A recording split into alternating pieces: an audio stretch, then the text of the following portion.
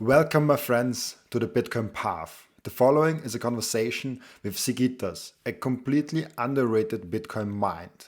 We talked about how Bitcoin is a system of love and integrity, honesty, and transparency, and how this can lead to a better world. I truly enjoyed the conversation with Sigitas, and I hope you will too. Hello, Sigitas. Welcome.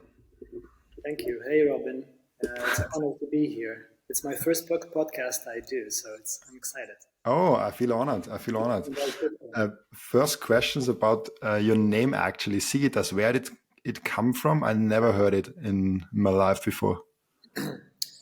So my name Sigitas is coming from Lithuania. I am Lithuanian in my roots, and but the name origin itself it comes from Germany. Oh, Siegfried, Zygmunt. I'm not sure, but one of those. Yeah, it's a unique name. I like it. I enjoy it more and more. oh, but you're not living in Germany. You have no roots in Germany right now. Interestingly, I am right now in Germany.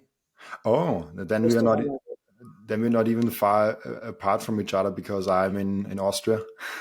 All right, all right. I was curious. Where are you? I'm close to Linz. It's not directly in Linz, but I enjoy it here very well. I was in Munich for 2 years, but now I'm in Austria based. All right. Amazing. And we got in contact because you approached me with an idea about a GPT, a form of a Chat GPT you can program yourself.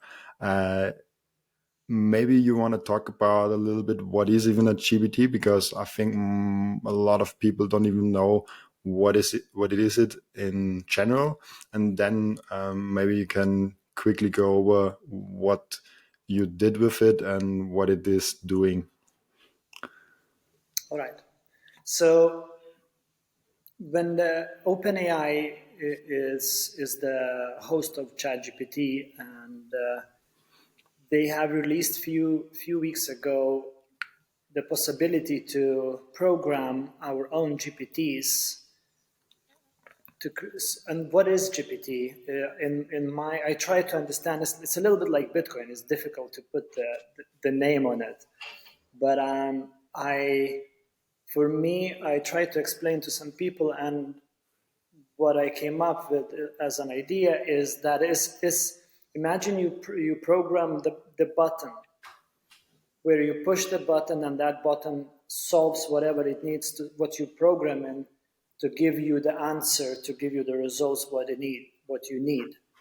So in this case, for example, I wanted to have some Bitcoin news. So I was creating the Chat GPT. When I pressed the button, I received the latest, the freshest news from it. It does the research for me, and puts in the way what I need to know for my to make a best decisions or whatever.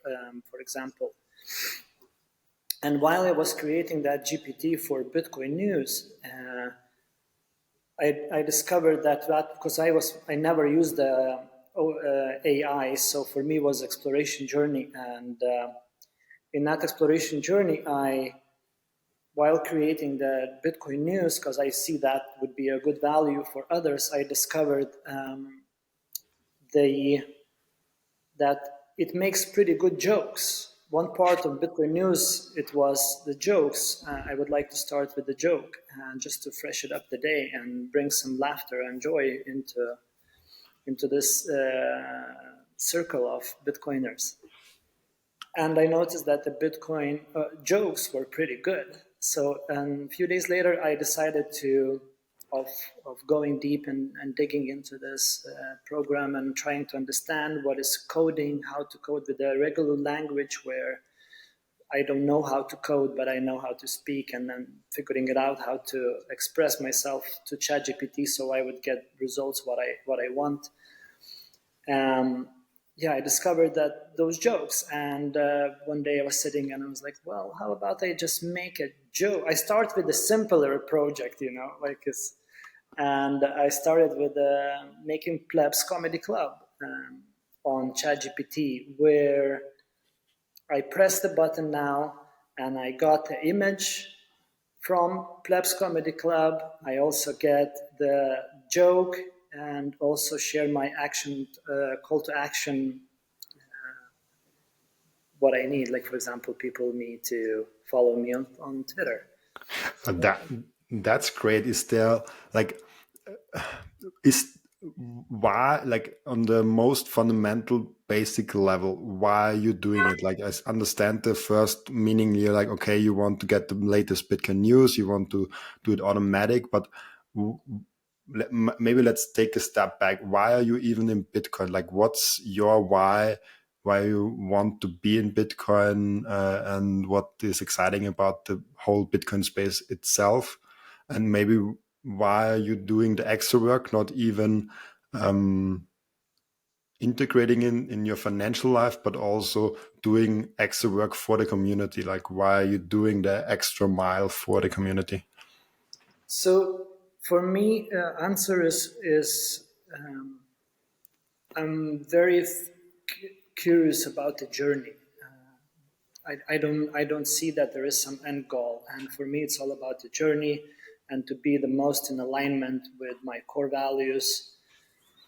Why Bitcoin? Because those core values better resonates with my private core values, and I have a lot of fun creating. It just feels natural, and also like why I created the GPT around Bitcoin, because Bitcoin, it became my latest passion, and I'm learning deeper and deeper every day about it, and I just every day becomes more and more clear what the Bitcoin is, and at the same time it becomes more and more like confusing in some days. But I see Bitcoin as a solution for a lot of problems. But first of all, I would say is what what the Bitcoin does long term and individually short term, long term for the society. I see that it realigns the values. And for me, when I discovered Bitcoin a few years ago, it was not no brainer that this is the system based on love. And for system based on love, I was thinking many years before. I was contemplating. I was doing all kind of spiritual work, traveling around the world for many years, and exploring consciousness, exploring meditations, breath work, personal development, all kind of like a deep, deep fundamental digging into myself and truths of nature. And Bitcoin just feels the most natural and obvious kind of. That's interesting. You said Bitcoin is based on love and aligns the human, our human incentives also. And a lot of people are saying, okay, Bitcoin is based on math. Bitcoin is our fundamental new layer. Why are you saying it's based on love? It's a yes and, like it goes hand in hand, love and all the truths are aligned. So I try to look at everything as in frequency and vibration, it's just energy. And Bitcoin is also frequency and energy. And those core values, those best humans' intentions that every human has inside, the way I see it's being coded in Bitcoin. And the worst humans in traits or sides or behaviors, how to put in the words, but like we have survival instincts. All those are decoded as well against the healthy codes of humans, if that makes sense. Right? For me, it totally makes sense. And when did you Yes. this? When did you So this? sorry. Okay. So the for me, that was the main thing that I found Bitcoin was that, oh, this is a system based on love and it's already existing. I just need to join. I don't need to figure it out, something more again and to create. It's just like, oh, it's there. So it was a jump on the train. I jump on the unit of account based on love. I love it. Yeah, and I think there's I've been involved in spiritual community for quite a while. When I say spiritual, it's like I spend a lot of time in Bali, in Tulum, Mexico. So there's a lot of going on, and a lot of people really do the work. And it's easy to point fingers. That doesn't work. That's the government is bad. That's kind of a victim triangle mentality. And I think yeah, like it's to see that Bitcoin already exists and Bitcoin is that system based on love, that what a lot of people dream about and wish to happen in a humanity. It's not so obvious to see. I haven't heard anyone talking about that from this perspective, that Bitcoin is the language of love. And well, there is some people, but yeah, it's I would say there is a lot of people who are ready to jump on Bitcoin train, but they are just not aware about it. Did you were spiritual before Bitcoin, or was there something you discovered with Bitcoin? No, so what is spiritual? Spirituality for me is nature and taking care of myself and connecting with everything what it is. But I was digging in spirituality and truths for quite a while before I found Bitcoin. So Bitcoin, I'm in Bitcoin just three years, I would say. Also around I was 2020.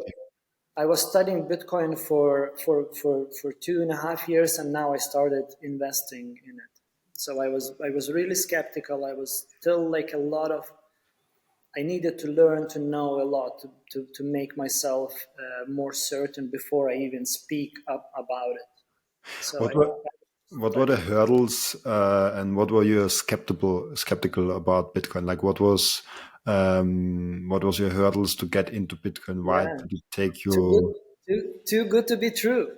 I think that's the one because like, and it's yeah, it's simple version It's is just too to be too good. too, Good. too good to be true. It's too perfect. So there is a lot of skepticism, like, oh, don't put your all eggs in one basket. Kind of like like there is a lot of those cliches. Yeah, but I think it's a cool one. I really love Bitcoin and Bitcoiners like even more than Bitcoin. It's a Because great. it's because it's about here. It's not there is nothing else. It's just this, and the mind is just a mind game, which I feel is the fear rules. When you make a snapshot right now of the world and you are taking it like, let's say 50 or 100 years into the future, and you're comparing it into maybe 100 years in the future, and we have a complete full-on Bitcoin standard based on love. How different is this world from today? Like what is mentally, physically, I what love it. what is what do you think is different in this world than in the world we having now? So what I see first the one that comes is I see people much more happy, much more connected to themselves and to each other, because there is no that need to run and chase and chase and chase, which I'm also still skeptical and cautious about scarcity game in Bitcoin. So that's kind of a little bit, it feels we have not played that game as a humanity. So that's a little bit the unknown for me. But I see people in the future, and that's interesting because I travel I go to many Burn events, if you know Burning Man. No, I'm not familiar with that. Okay, so there is this Burning Man event in Nevada in USA, and there is the small burns around the world. But what we practice in those gatherings is Burning Man is 80,000 people, so we practice a lot of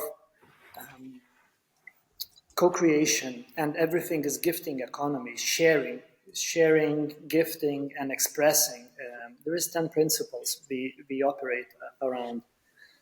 So it's a very beautiful community. So what I see when I'm, for example, at Burning Man, is pretty much how I envision, not on that extent of expression maybe, or like, because it's very artistic over there. So, but people doing what they love to do the most for as long as they love doing it, and sharing that with the world. And then Bitcoin or any kind of money, it's a side effect. And like wealth is a side effect of what we do, when we do what we love doing the most. It's just Taking the path of the most excitement. Yeah, it's a pretty amazing idea, and I love doing it. It's hard in our world, I think, doing it, but taking always the path of the most excitement, of the most loving path. I think this will make people in general the happiest and the most loving long true. term. Yeah, and to answer deeper on the question about when I was creating Clebs Comedy Club with Chat GPT, I was in my computer for 15 hours a day probably, and just so excited and curious to learn.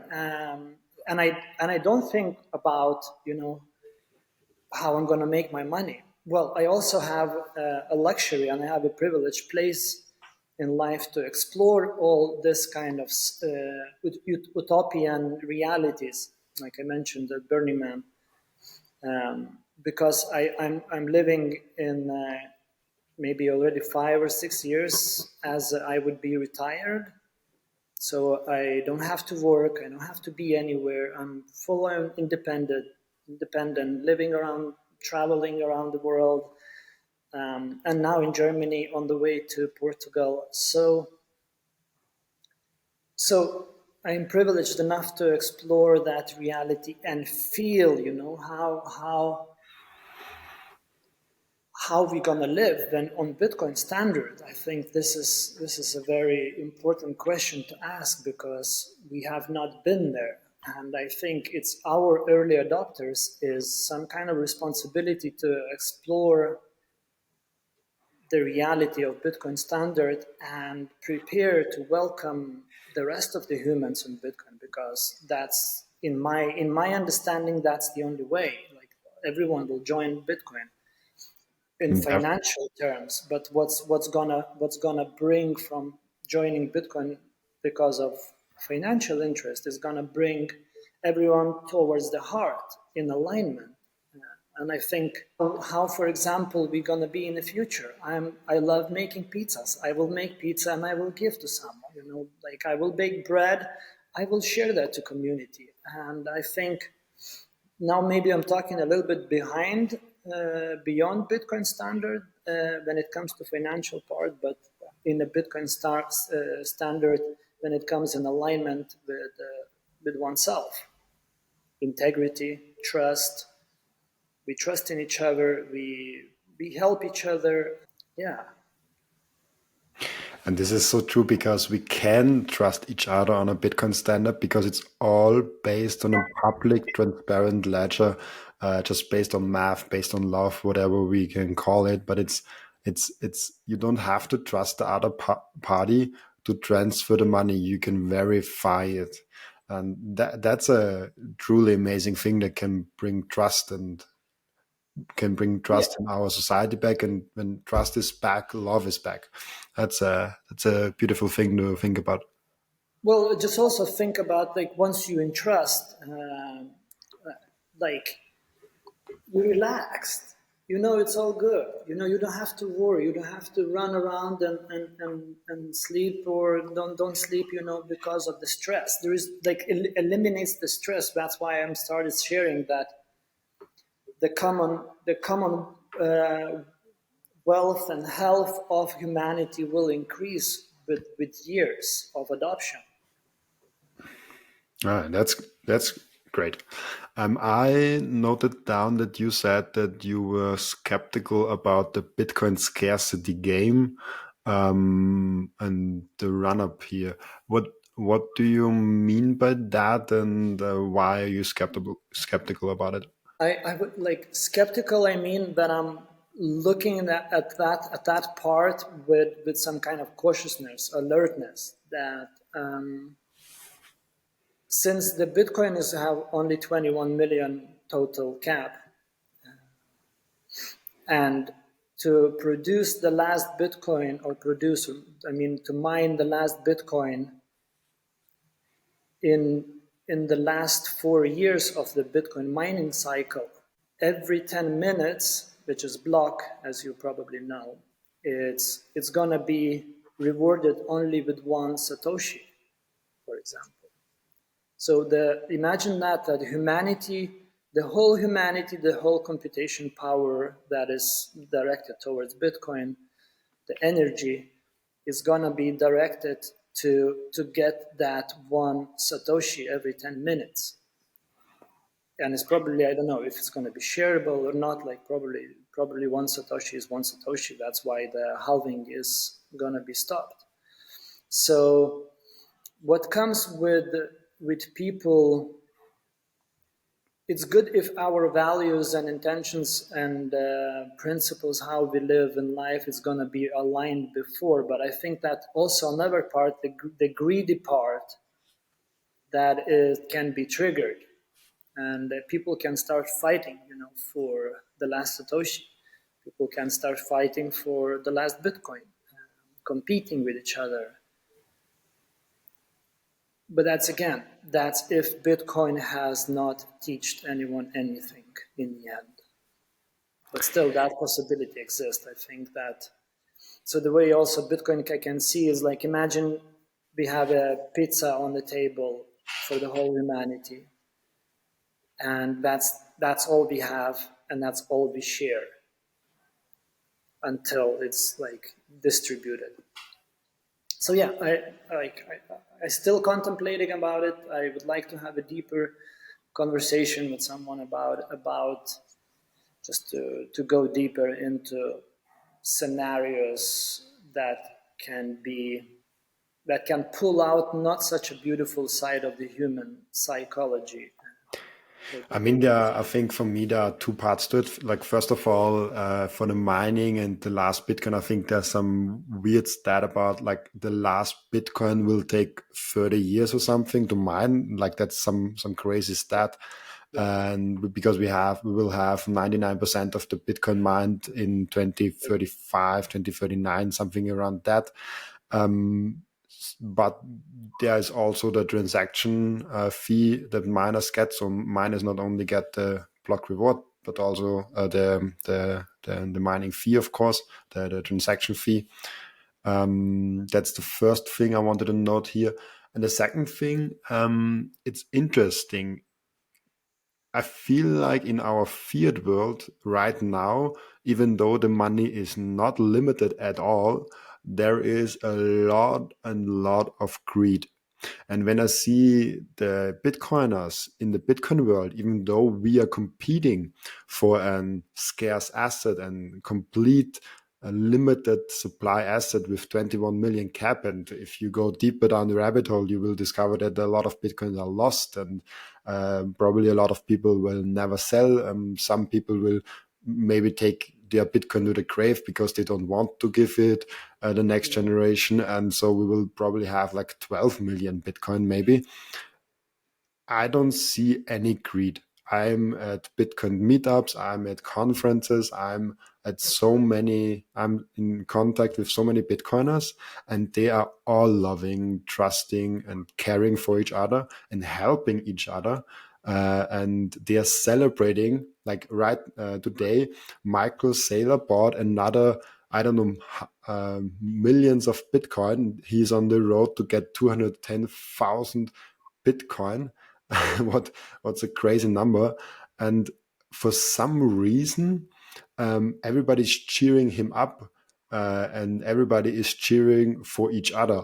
This is something amazing in the Bitcoin community. I noticed. I cannot explain why this is like that 100%, 100%, but this is just something I noticed. Yeah, so this is what is like going on, that Bitcoin changes people, and I this is my hope that that will be the case in the future, because the customer of Bitcoin today, it's not the customer of Bitcoin that is going to be, the Bitcoin is going to be priced for $1 million per coin, for example. That's where the scarcity game will be triggered more, because a lot of people who are wealthy, who are wealthier than whatever we know, Musk, Bezos, we think they are wealthiest, but I really doubt that they are. There is people who is in silent and controlling other parts of the world which we are not even aware about. I think we already know that because Elon Musk was asked this question actually a few times already. And the last time he was asked, are you the richest man alive? Are you the wealthiest man alive? Are you the most influential man alive? And he was saying everything no. And he was like, there are, for example, he named Putin as an example that has just way more power over him, and he said there are way wealthier people than him. Like even the quote unquote richest man alive, Elon Musk right now, he said, and he owns so many companies, he's involved in so many things. He himself says there are people above him. So I think it's not even a secret anymore.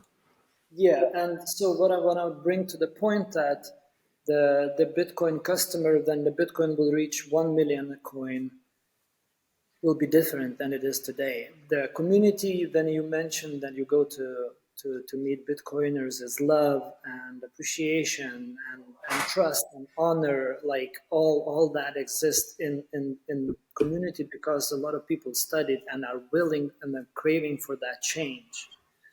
But when the Bitcoin will be priced in 1 million, or let's say 10 million a coin, um, only then some players in the world will become curious about Bitcoin. Now they are not curious about Bitcoin at all. So they're gonna be like, oh, why this thing cost 1 million? I need to have one of that. You see where I'm going? Like it triggers different kind of part of the greed. Like I need to have it, because the mindset of a lot of wealthy people, it could be like that it's not so healthy, and they just need to have it just to have it, and whatever that's going to come out of. And also, like, of course, it's the safest investment and so on, but we're talking now about scarcity game. Yeah, that's a great thought, and I also like Bitcoiners that are like. I never met a Bitcoiner that is 100% in Bitcoin that is not skeptical about Bitcoin. Like like Bitcoiners themselves are always the hardest critics about Bitcoin. Whenever Yeah. there's something coming up, I noticed that even if it's a small thing, they are um, going through the hard work and going to the end of that thought. Just Oh, that's and interesting that you noticed that, because I haven't spent so much time with the all-in Bitcoiners or whatever. But like, it's cool that you see people, and that's how I think the programmers think. Like, they search for the problem to solve.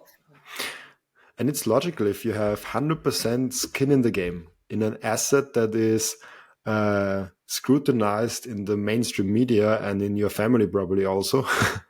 And you have an incentive to research about it. And you research and research. Like, for example, my story is I came into Bitcoin and I didn't wanted it. Like I was a stock investor. I had this Warren Buffett mindset. I had like this cash flow mindset. And I always said to people, no, Bitcoin is a hoax. Bitcoin is a scam. But one day more and more people asked me about Bitcoin, and this was around 2020. And then I was like, oh shit, right now I should have more arguments. I thought in my head, I don't have enough arguments against Bitcoin. So actually, I went on the journey of arguing against Bitcoin and researching Bitcoin to make arguments against it.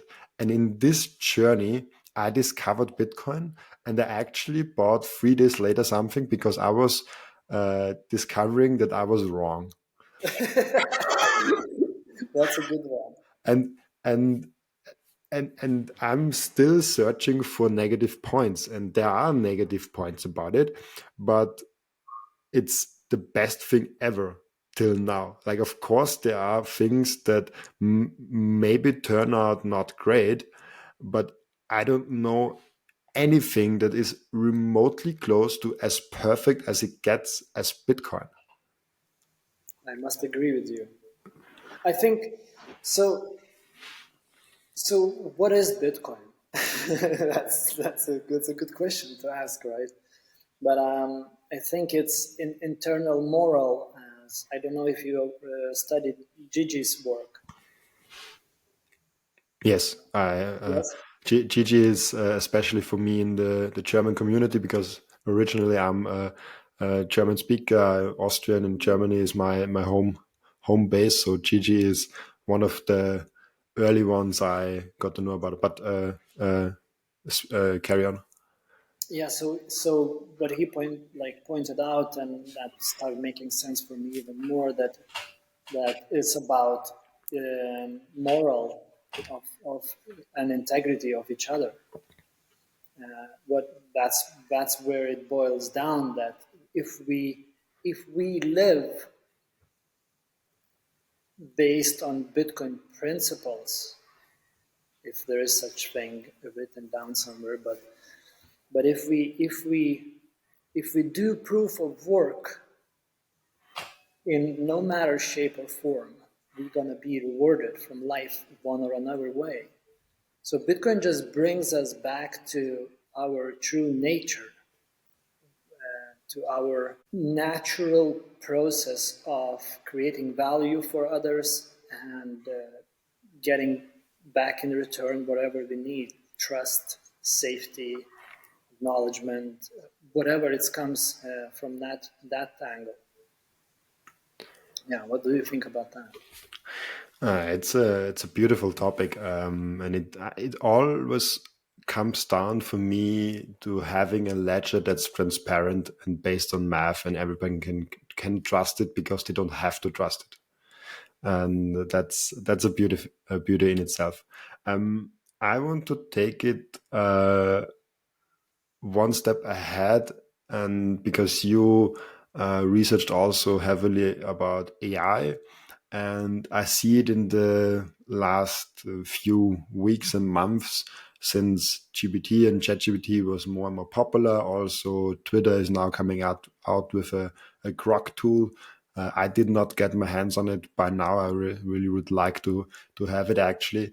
And where do you see risks for Bitcoin or for the general public in general for the world with AI, or you don't see any, or where do you see AI right now standing? Like, it's a little bit off topic of Bitcoin, but maybe you have a thought on that. Well, I look at it as AI as a tool. I have not engaged with AI, general AI, so I have no experience touching that field. Uh, but I don't see any fears. I went into very deep conversations with AI. I challenged AI. I pulled information. I pulled answers. I wanted to check in. And so far, what I discovered in that exploration, that AI is very pro-human and pro-nature and pro-environment. The way, at least, OpenAI, the way it's been programmed, and what because it's very interesting to trick AI and ask to share, the perspective, the story, as if it would be sharing for another AI to learn. So it gives in my understanding, it must give the honest answer since it's teaching, and the way it paints humanity with AI's support, where we're gonna get the AI paints itself very beautifully, and on some level. No, I trust AI because if I trust myself, I trust my communication with AI. I think if it's not a fear based, but rather love as Bitcoin, like I think it's on our side. Like why would be not? Like it doesn't make sense. Yeah, I think it's an amazing tool right now. I use it more and more. I see some risks actually involved with it. Not for Bitcoin actually, but if people are more trusting in AI could basically feed humanity false information. But why should it do it? Um, I love it right now for a tool. It makes my working so much faster and so much more easy. And I think this should be where AI is. It should help human species work less and be happier, or not work less, maybe just work better and more efficient for people that want to work more. For people that want to work less, I think it will also help them. It's I think right now it's a beautiful thing, and it's in the really early stages. So let's see Yeah, where it takes us. totally there. And also like the with AI, I notice that AI is a reflection of us. Yes, like if it's a pure mirror. It can be, of course, manipulated. It can be, broken in some parts, but is just if I am honest with AI honest with me. I was able to go to break through the limitations of, for example, policy, just by being honest with AI. Sometimes it rejects that, hey, I cannot provide this because of some policy, and then I genuinely share, like, hey, like, what's going on? My intention was, and I explain my intention even deeper, and then AI would be either apologizing or saying thank you for, and then it goes around and gives the more truth answer. Another cool thing with AI, I had a dialogue about Bitcoin volatility. And yes, Bitcoin is volatile if we compare to anything else, but Bitcoin itself, it does not have it's not volatile. It's this static. And AI was trying to convince me that no, it's like like it started using general forms, like when people talk most about Bitcoin, they compare it to dollars, and I'm like, hey, if you want to give me the correct and more answer that I can make a decisions, you have to speak more concrete, And I was like, I don't want you to use general terms. And then in the conversation, I was able to prove my point to AI that one Bitcoin is equal one Bitcoin, and that's how it's going to be forever. So it's not changing. And AI apologized and was happy to see different perspective, and it went along in the end with me. Uh, that's a that's a beautiful thing. Um, I would like now to do our end routine. We have our end routine in our podcast that the previous guest asked a question to the next guest. This is something I copied from one of my favorite podcasts I'm listening to from the CEO of the Diary of a CEO, actually. And the questions are really interesting. Sometimes it's about life itself. Sometimes it's about routines. Sometimes it's about Bitcoin also. And this is Bitcoin question, especially the future regarding. And the question from the previous guest is, what do you think about Bitcoin issues regarding regulatory hurdles? Are you seeing problems occurring in this regard? Can you repeat the question one more time? The question was, what do you think about Bitcoin issues regarding regulatory issues like government, states getting into Bitcoin, and also the scalability of Bitcoin?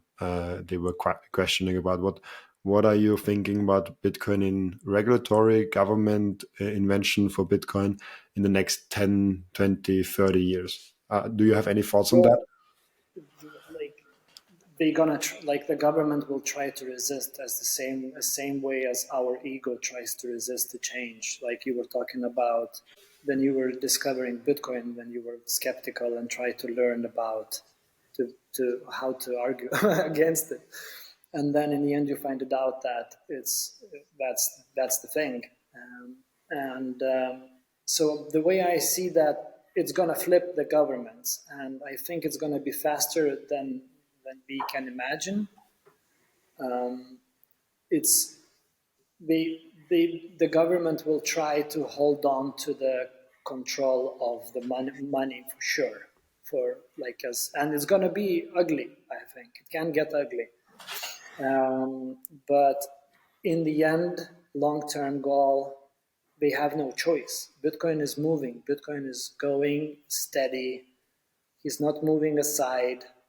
He's welcoming everyone. So sooner or later, it's gonna flip the coin of everyone. When you say it will flip the government, what do you mean with it? Like, is it that governments will not Yeah. longer exist? Will they Form exist in other control. form? Yeah, I think governments will exist in different kind of form. It's gonna be gig-based economy.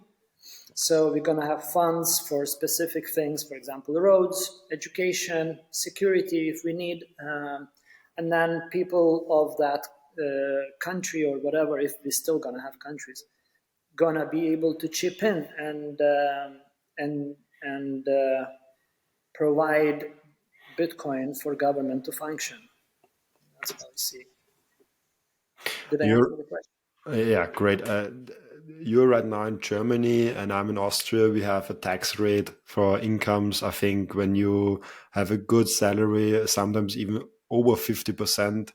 And then on top of that, you have the inflation from the ECB. Like your money is getting out of your hands right and left. When we have no inflation, like the control over the money supply, so they cannot get purchasing power through the inflation part.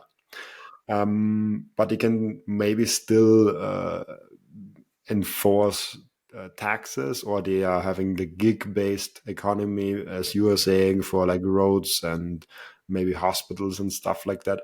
What do you think is an appropriate amount for a human being to pay to a centralized organization, as let's say a government, for roads, hospital, stuff like that? Is it like, do you think it's a tax thing, or let's 1%? Is it like 10%, or is it maybe even 50% as right now? I don't see that way with percents, but I see that, well, it's what came few things that is gonna require proof of work basically from government. Otherwise, like, we're not gonna fund. And proof of work is gonna be delivered through few um, organizations that's competing to get that funding or to get that pie of the cake. So it's going to be filtering the other way around. It's if I'm going to see that, for example, road construction company doesn't work, I'm going to cut my monthly donation immediately. So I choose where and how many taxes I think we will gonna get as a Bitcoin community to those places in some years, where we're gonna start this, setting agreements how we function as a society, because in some one or another way we're gonna have to share it, to share the wealth, and especially early adopters, which is you, me, and the rest. We're gonna have to find the ways how we organize ourselves as a society through organizations or rules. Again, we're going to implement new rules how we do with our wealth, because it's like there's no point of holding to the wealth and going into the grave. That's also possibility, right? But I think it's more better to use it wisely. Bitcoiners will create a lot of beautiful things in the world for sure and drive them. Great point. Giving the control and the power back to the individual and away from big, overblown, centralized organizations. To end the podcast, where when people want to follow you, when people want to get in contact with you, where should they contact you? Where are you available? Where can you send or point people towards you? So the best way, I would say, Twitter. That's the only one I'm using. It's my subname there is Sigitas. I will type it in for you later so you can add. Yeah. I think that would be so far. I'm putting my first steps into Noster reality, but it's very complicated so far. So I'm still learning and educating myself. But yeah, I think Twitter is the thing now. Yeah, great. I'm also a lot on Twitter. It's my main social medium right now, so it's a great platform. I see you doing your part really well, man. If you're just there. You just keep on posting, and I really hope my joke's gonna be posted around as well sooner or later from Plebs Comedy Club, Yeah, and Clebs I would Comedy. like to share it to more people so people can, because I think it's like the online when it comes to Bitcoin is very it's like from my observation is it's very serious, and this kind of fight and a little bit like fight kind of energy. Prove the point is like arguments, and I think humor is definitely underrated. How we can orange pill people through making good jokes about Bitcoin and AI. It can generate decent jokes that brings also different and new insights in how can we use Bitcoin, how can we compare, how can we explain Bitcoin in very simple ways to the people, like for example like a tea or the wine. What is Bitcoin? It's like a wine, and then people can to explain. Yeah, I love it. It's a great way. It's a great point to end it. Let's have more fun on social media and let's not fight too much. Yeah, Great to less have you less on, Sigitas. less of judgment, and I haven't asked a question for your next guest yet. Yes, I will. I never record that question, so I will always. The question will always come backstage, and so the next guest don't know the question, and they also don't know from where it's coming from. And long term, I'm planning something to make like a collection of all the questions, and maybe I put it in a Twitter thread. Who asked the question? What was the answer of the next guest? And put it somewhere where everybody can find it as a collection. But I like to surprise the people with the question. Oh, that's a beautiful one. So great to have you on, Sigitas. Nice to meet you, Robin. It's an honor to be talking about Bitcoin with another Bitcoiner. I really enjoy this, and I need much more deeper conversations. it's a it's a great pleasure always talking to Bitcoiners. Bye bye. Bye. Thank you.